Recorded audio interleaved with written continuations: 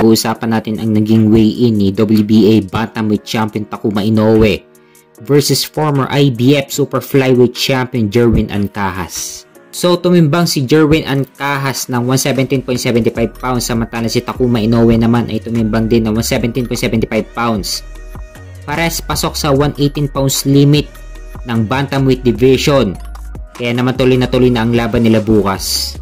Nakataya ang WBA Bantamweight title ni Takuma Inoue.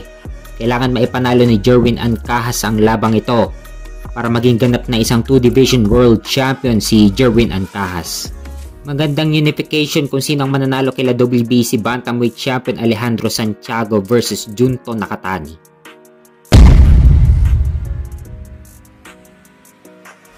Sa kabilang banda naman, ang weigh-in sa pagitan ni WBC Bantamweight Champion Alejandro Santiago versus Junto Nakatani. So tumimbang si Alejandro Santiago ng 117.75 pounds samantala si Junto Nakatani naman ay tumimbang ng 117.5 pounds pares pasok sa 118 pounds limit ng Bantamweight Division. Kaya naman tuloy na ang laban nila bukas.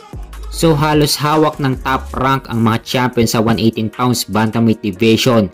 Kasama si WBO Bantamweight Champion Jason Moloney.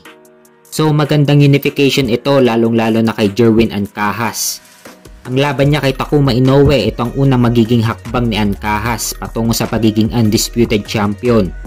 Kaya kailangan muna niyang maipanalo ang laban kay Takuma Inoue.